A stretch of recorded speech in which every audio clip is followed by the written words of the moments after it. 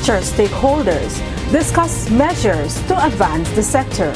The CARICOM Secretariat ramps up efforts to counter youth unemployment. And global solidarity with the Bahamas continues. Welcome to the CARICOM News Time for the week ending Friday, 4th of October, 2019. I am Tusankeen English Francis. And I'm Justine Dunkley Malcolm with the details of these and other stories. Thanks for joining us. It was an eventful week for policymakers and stakeholders in the agricultural sector in Belize, the venue of the 12th Regional Agricultural Planners Forum and the 81st Special Meeting of the Council for Trade and Economic Development, COTED, on agriculture. Ms. Michelle Nurse was there and filed this report. There were back-to-back and at times concurrent activities, all focused on improving the region's fortunes in agriculture, one of its most important sectors. Much of the attention was placed on how best the private sector in agriculture could be facilitated, as well as creating the enabling environment for youth and women to become more involved in the sector. The use of technology in agriculture, how the region could create resilience to climate change, and the necessity for quality data to inform decision-making in the sector were cross-cutting themes of the sessions. The intentions of the organizers of the Agricultural Planners Forum was for frank and open discussions that would lead to action at the policy level. Some of the challenges that delegates identified were heavy regulation, complicated procedures that were time-consuming, price and quality of products being produced in the region, lack of support for young people and women who were pursuing agriculture initiatives. There was heavy interest in a session that was devoted to outlining how cannabis and hemp industry could yield economic and health benefits for the region. Stakeholders' meetings on the region's sugar industry, as well as its fisheries sector, were also held in Belize. The outcomes of the meetings and activities all flowed into a special meeting of COTED on Friday, the 4th of October. The activities were supported by organizations including the Caribbean Development Bank, the Food and Agriculture Organization, the Technical Center for Agriculture and Rural Development, and the Inter-American Institute for Cooperation on Agriculture. It drew participation from member states of CARICOM, regional and international business representatives, youth and women. The CARICOM Secretariat, with support from the European Union, is building entrepreneurial capacity among young people in the community through a series of training workshops. They form part of the wider crime and violence component of the CARIFORUM EU 10th European Development Fund.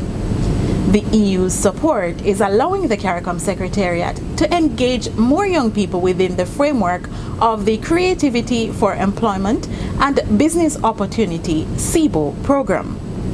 Program Manager for Culture and Community Development at the CARICOM Secretariat, Dr. Hilary Brown, in an interview with the Communications Unit, spoke about how the program has evolved. Over the period, the focus is really on high energy engagement of young people. Right. They form themselves into groups, into companies. They come to the CEBO Bank and they apply for a loan, and they actually give them a loan. And then they go into the field. Is this a real loan, like real money? Real money. They get real money. Wow. And we put them through the paces, of course. They have to come with a sound business idea and business plan, and we send them back outside and let them do it over and come back. Right. But we give them the loan, and then they go and they actually go into market and sell their product or service, and then they come back and do their profit and loss statements, and then we reward them by giving them back the loan and the profit. So this is a very unusual kind of bank, right? So we're extremely grateful to the European Union for coming on board as a partner and supporting this series of CEBO workshops, 13 of them. Right. And this initiative builds on many we have had before. Right. And I think to the entire donor community, we are really so pleased that they have seen the vision and seen the value of this program. And so the government of Japan, government of Italy, US aid, the Canadian government. We have had so many partners. The government of Spain, correct. It has been really a lot. UNDP, many of them will come out and support this program. The full interview with Dr. Brown can be found on the CARICOM YouTube channel and on Facebook.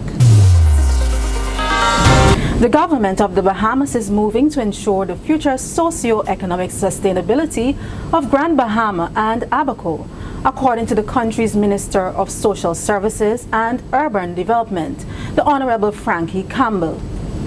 He was speaking on Wednesday, the 9th of October, to security and aid personnel that have been on the ground in Marsh Harbor, the formerly picturesque main town on Abaco.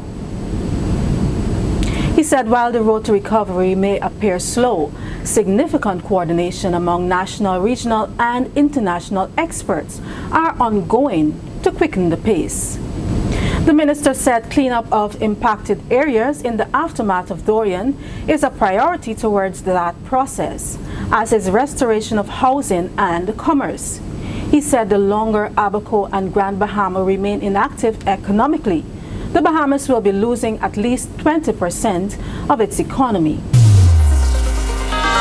CARICOM Secretary General Ambassador Erwin LaRocque and Assistant Secretary General Ambassador Colin Grandison concluded a busy week of engagements during the United Nations General Assembly last week.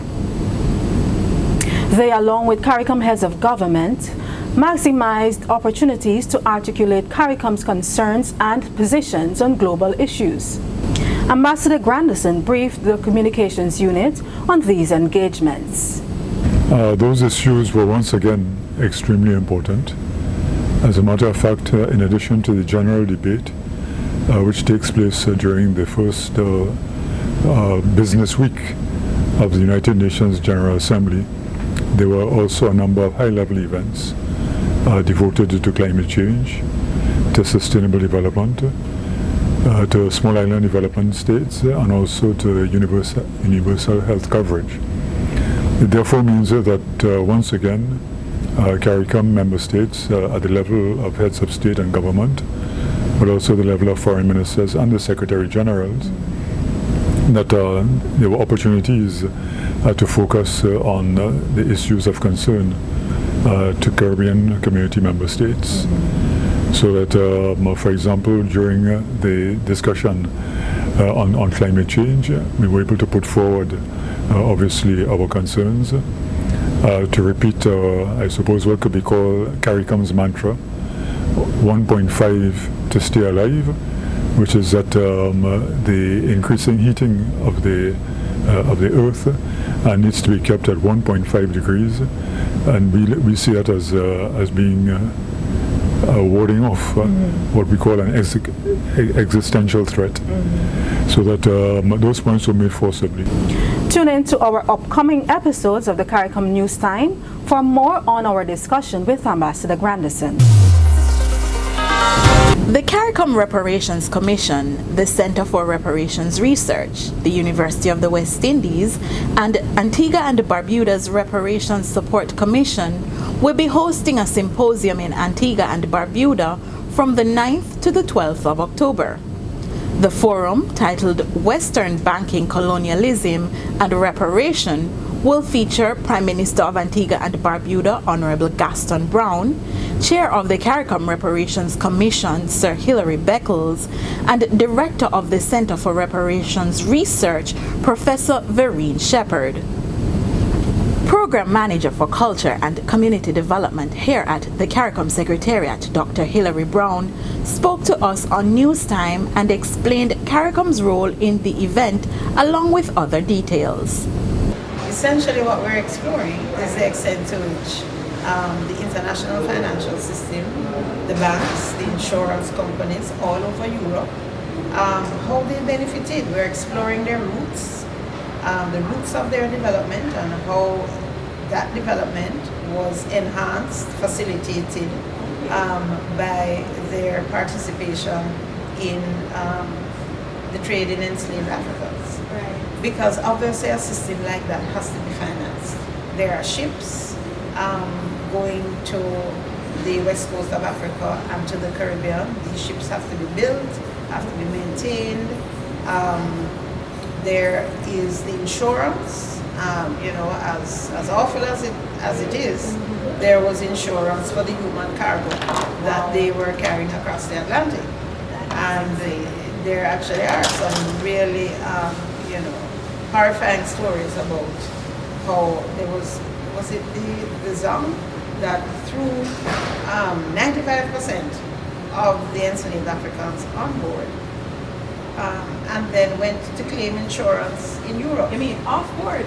Overboard, that's right. So kill them and then went to claim their insurance in Europe. Oh my so goodness. That is just crazy. Yes, there are a number of horrifying stories, and so this symposium is going to allow us to really go in depth with the experts on what is the history behind the banking system that we interface with every day. The full interview with Dr. Brown can be found on the CARICOM YouTube channel and on Facebook. For more stories, you can visit the CARICOM news site at today.caricom.org or the CARICOM website at caricom.org. Like our Facebook page, follow us on Twitter, and be sure to subscribe to our YouTube channel. See you next time.